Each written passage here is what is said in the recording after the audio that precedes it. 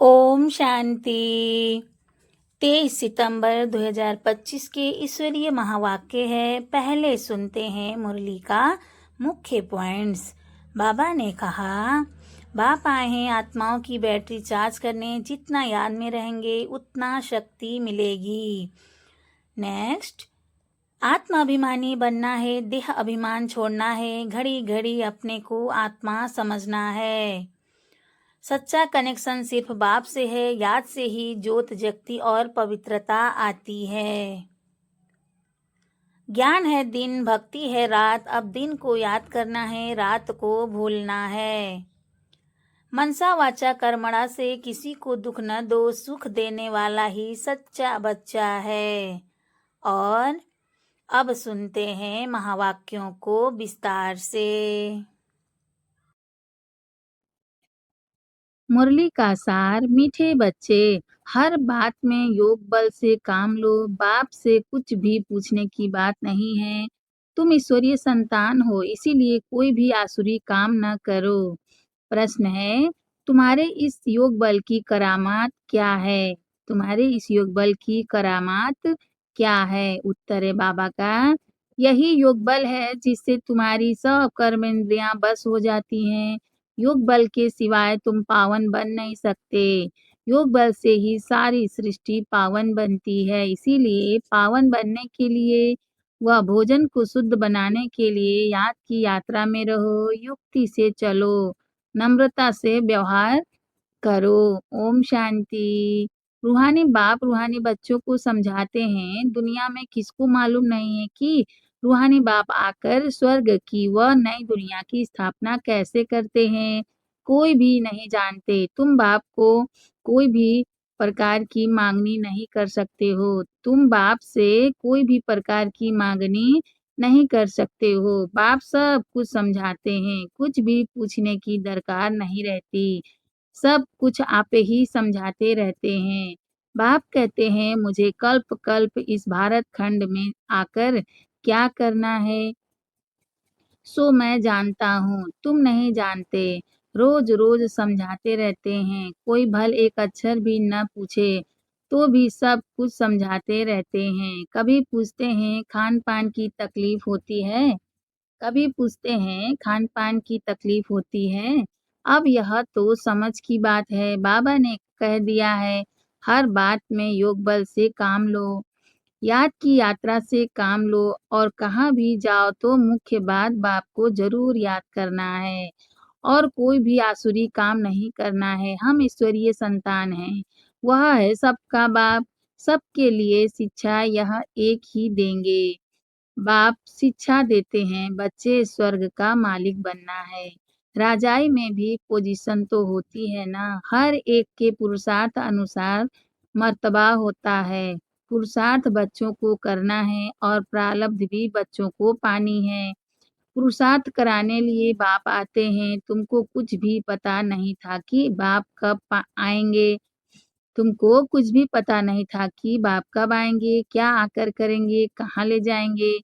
बाप ही आकर समझाते हैं। ड्रामा के प्लान अनुसार तुम कहाँ से गिरे हो, एकदम ऊंच चोटी से। जरा भी बुद्धि में नहीं आता कि हम कौन हैं। अब महसूस करते हो ना, तुमको स्वप्न में भी नहीं था कि बाप आकर क्या करेंगे। तुम भी कुछ नहीं जानते थे। अब बाप मिला हुआ है तो समझते हो। ऐसे बाप के ऊपर तो न्यौछावर होना पड़े। जैसे पवित्रता स्त्री होती है तो पति पर कितना न्यौछावर जाती है, जैसे पवित्रता स्त्री होती है तो पति पर कितना न्यौछावर जाती है। चिता पर चढ़ने में भी डर नहीं होता है। कितनी बहादुर होती हैं, कितनी बहादुर होती हैं। आगे चिता पर बहुत चढ़ती थीं। यहाँ बाबा तो ऐसी कोई तकलीफ नहीं देते हैं। ज्ञान चिता है भल नाम ज्ञान चिता है, परंतु जलने जलने करने की कोई बात नहीं। बाप बिल्कुल ऐसे समझाते हैं जैसे मक्खन से बाल। बच्चे समझते हैं बरोबर जन्म जन्मांतर का सिर पर बोझा है, कोई एक अजामिल नहीं। हर एक मनुष्य एक दो से जास्ती अजामिल है। मनुष्यों को क्या पता पास्ट जन्म में क्या-क्या किया है? मनुष्यों को क्या पता पास्ट जन्म में क्या-क्या किया है? अभी तुम समझते हो पाप ही किए हैं, अभी तुम समझते हो पाप ही किए हैं।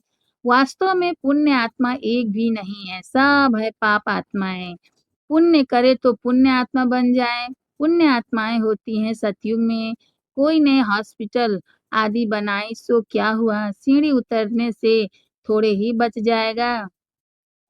सीढ़ी उतरने से थोड़े ही बच जाएगा, चढ़ती कला तो नहीं होती है ना, गिरते ही जाते हैं। यह बाप तो ऐसा बिलवेड है जिस पर कहते हैं जीते जी न्यौछावर जाएँ। क्योंकि पतितों का पति बापों का बाप सबसे ऊँच है। क्योंकि पतियों का पति पतियों का पति बापों का बाप सबसे ऊँच है। बच्चों को अभी बाप जगा रहे हैं बच्चों को अभी बाप जगा रहे हैं। ऐसा बाप जो स्वर्ग का मालिक बनाते हैं, कितना साधारण है। शुरू में बच्चियाँ जब बीमार पड़ती थी तो बाबा खुद उन्हों की सेवा करते थे, अहंकार कुछ भी नहीं। बाप-दादा ऊँच से ऊँच हैं, कहते हैं जैसे कर्म मैं इनसे कराऊँगा कहते हैं जैसे कर्म मैं इनसे कराऊँगा या करूँगा, दोनों दोनों जैसे एक हो जाते हैं। पता थोड़े ही पड़ता है बाप क्या करते हैं, दादा क्या करते हैं। कर्म अकर्म विकर्म की गति बाप ही बैठकर समझाते हैं। बाप बहुत ऊँच हैं। माया का भी कितना प्रभाव है। ईश्वर बाप कहते हैं ऐसा मत करो तो भी नहीं मानते हैं। भगवान कहते हैं मीठे बच्चे यह काम नहीं करना, फिर भी उल्टा काम कर देते हैं। उल्टे काम के लिए ही मना करेंगे ना उल्टे काम के लिए ही मना करेंगे ना, लेकिन माया भी बड़ी ज़बरदस्त है। भूले चूके भी बाप को नहीं भूलना है।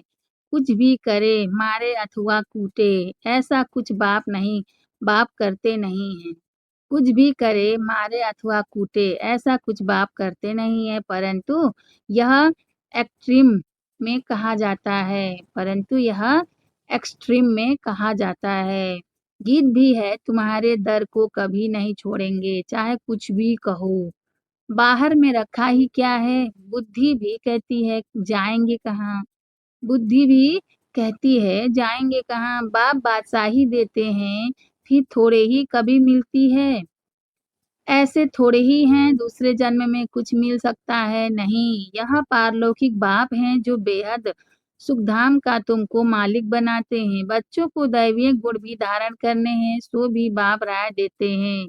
अपना पुलिस आदि का काम भी करो, नहीं तो डिसमिस कर देंगे। अपना पुलिस आदि का काम भी करो, नहीं तो डिसमिस कर देंगे। अपना काम तो करना ही है, आँख दिखानी पड़ती है। जितना हो सके प्रेम से काम लो, नहीं तो युक्ति से आँख दिखाओ। हाथ नहीं चलाना है। बाप के कितने ढेर बच्चे हैं, बाबा को भी बच्चों का ओना ख्याल रहता है। बाबा को भी बच्चों का ओना ख्याल रहता है ना, मूल बात है पवित्र रहना। जन्म-जन्मांतर तुमने पुकारा है ना, हे पतित पावन आकर हमको पावन बनाओ, परंतु अर्थ कुछ भी नहीं समझते। बुलाते हैं तो ज़रूर पतित हैं, नहीं तो बुलाने की दरकार नहीं। पूजा की भी दरकार नहीं। बाप समझाते हैं तुम अबलाओं पर कितने अत्याचार होते हैं, सहन करना ही है। युक्तियाँ भी बतलाते रहते हैं, बहुत नम्रता से चलो। बोलो आप तो भगवान हो, फिर यह क्या माँगते हो? हथियाला बाँधते समय कहते हैं, मैं तुम्हारा पति, ईश्वर, गुरु सब कुछ हूँ। हथियाला बाँधते समय कहते हैं मैं तुम्हारा पति, ईश्वर, गुरु सब कुछ हूँ, अब मैं पवित्र रहना चाहती हूँ। तो तुम रोकते क्यों हो? भगवान को तो पतित पावन कहा जाता है ना। भगवान को तो पतित पावन कहा जाता है ना। आप ही पावन बनाने वाले बन जाओ। ऐसे प्यार से, नम्रता से बात करनी चाहिए। क्रोध करे तो फूलों की वर्षा करो। मारते हैं फिर अफ़सोस भी करते हैं। जैसे शराब पीते हैं तो बड़ा नशा चढ़ जाता है। अपने को बादशाह समझते हैं तो यह विष भी ऐसी चीज़ है, बात मत पूछो। पछताते भी हैं, परंतु आदत पड़ी है तो वह टूटती नहीं है। 1-2 बार विकार में गया, बस नशा चढ़ा, फिर गिरते रहेंगे। जैसे नशे की चीज़ें खुशी में लाती है, जैसे नशे की चीज़ें खुशी में लाती है, विकार भी ऐसे है, यहाँ फिर बड़ी मेहनत है। सिवाय योग बल के कोई भी कर्म इंद्रियों को वश नहीं कर सकते, योग बल की ही करामात है। तब तो नाम मशहूर है, बाहर से आते हैं यहाँ योग सीखने, शांति में बैठे रहेंगे, घर-बार से दूर हो जाते हैं, वह तो है आधा कल्प के लिए आर्टिफिशियल शांति। किसको सच्ची शांति का मालूम ही नहीं, किसको सच्ची शांति का मालूम ही नहीं। बाप कहते हैं बच्चे तुम्हारा स्वधर्म ही है शांत। इस शरीर से तुम कर्म करते हो, जब तक शरीर धारण न करे तब तक आत्मा शांत रहती है। फिर कहाँ न कहाँ जाकर प्रवेश करती है, यहाँ तो फिर कोई-कोई सूक्ष्म शरीर से धक्के खाती रहती हैं। वह छाया के शरीर होते हैं, वह छाया के शरीर होते हैं, कोई दुःख देने वाले होते हैं, कोई अच्छे होते हैं।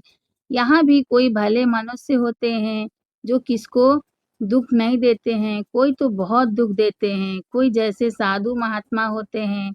बाप समझाते हैं, मीठे-मीठे सिकिलदे बच्चों, तुम 5000 वर्ष के बाद फिर से आकर मिले हो। क्या लेने के लिए? क्या लेने लिए? बाप ने बताया है तुमको क्या मिलने का है। बाबा आपसे क्या मिलना है यह तो प्रश्न ही नहीं। आप तो हो ही हेवनली गॉडफादर नई दुनिया के रचयिता, तो ज़रूर आपसे बादशाही ही मिलेगी। बाप कहते हैं थोड़ा भी कुछ समझ कर जाते हैं तो स्वर्ग में ज़रूर आ जाएँगे। हम स्वर्ग की स्थापना करने आए हैं, बड़े से बड़ा आसामी हैं, बड़े से बड़ा आसामी हैं। भगवान और प्रजापिता ब्रह्मा, तुम जानते हो विष्णु कौन है और कोई को भी पता नहीं है। तुम तो कहेंगे हम इनके घराने के हैं। यह लक्ष्मी नारायण तो सतयुग में राज्य करते हैं, यह चक्र आदि वास्तव में विष्णु को थोड़े ही है। यह अलंकार हम ब्राह्मणों के हैं, अभी यह नॉलेज है, सतयुग में थोड़े ही यह समझाएंगे। ऐसी बातें बताने की कोई में ताकत नहीं है। तुम इस 84 के चक्र को जानते हो, इनका अर्थ कोई समझ ना सके। बच्चों को बाप ने समझाया है, बच्चे समझ गए हैं, हमको तो यह अलंकार सौंपते नहीं। हम अभी शिक्षा पा रहे हैं, पुरुषार्थ कर रहे हैं, फिर ऐसे बन जाएँगे। स्वदर्शन चक्र फिराते-फिराते हम देवता बन जाएँगे। स्वदर्शन चक्र अर्थात रचयिता और रचना के आदि मध्य अंत को जानना है। सारी दुनिया में कोई भी यह समझा नहीं सकते कि यह सृष्टि का चक्र कैसे फिरता है। बाप कितना सहज कर समझाते हैं, इस चक्र की आयु इतनी बड़ी तो हो नहीं सकती।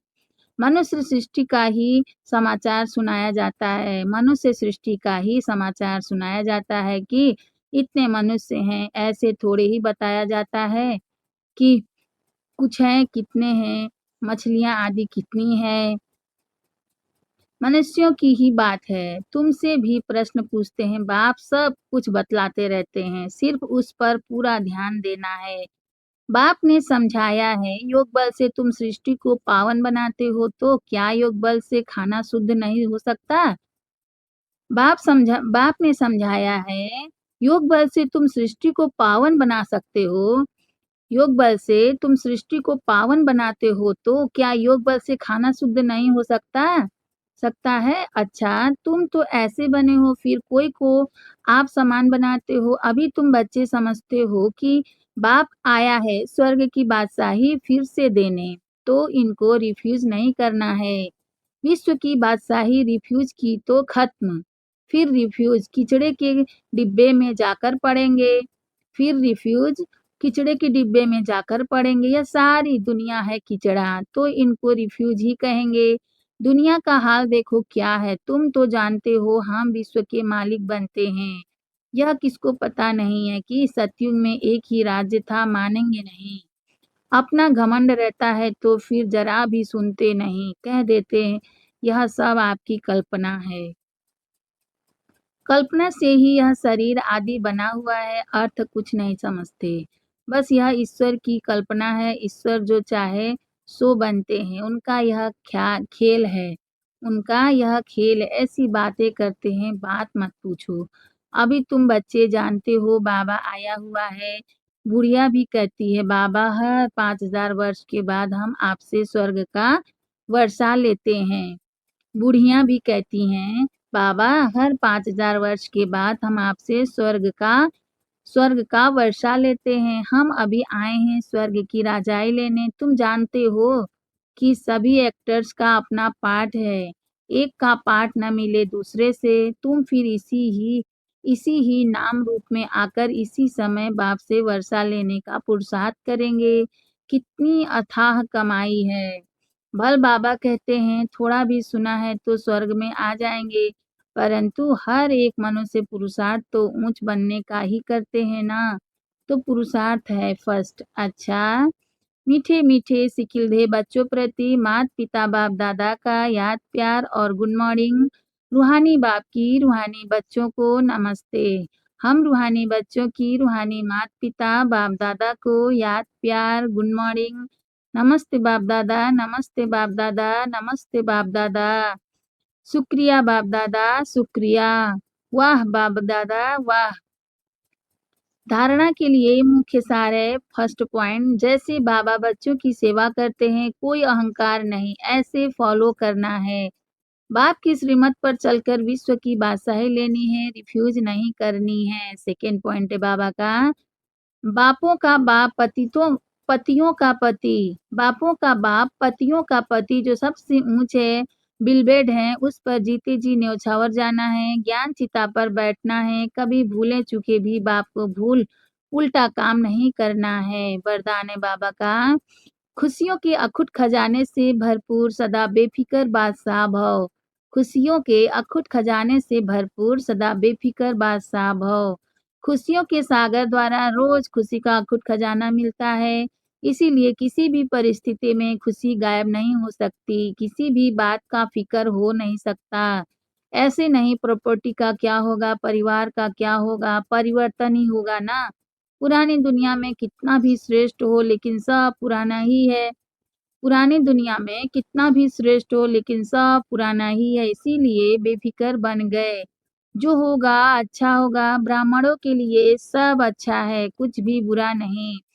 आपके पास यह ऐसी बादशाही है जिसे कोई भी छीन नहीं सकता।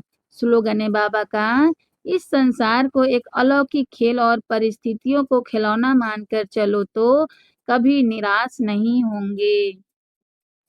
अव्यक्त इशारे हैं, अब लगन की अग्नि को प्रज्वलित कर योग को ज्वाला रूप बनाओ। अब लगन की अग्नि को प्रज्वलित कर योग को ज्वाला रूप बनाओ। लास्ट सो फास्ट पुरुषार्थ ज्वाला रूप का ही रहा हुआ है। पांडवों के कारण यादव रुके हुए हैं। पांडवों की श्रेष्ठ शान रूहानी शान की स्थिति यादवों के परेशानी वाली परिस्थिति को समाप्त करेगी। तो अपनी शान से परेशान आत्माओं को शांति और चैन का वरदान दो। ज्वाला स्वरूप अर्थात लाइट हाउस और माइट हाउस स्थिति को समझते हुए इसी पुरुषार्थ में रहो। अच्छा, ओम शांति।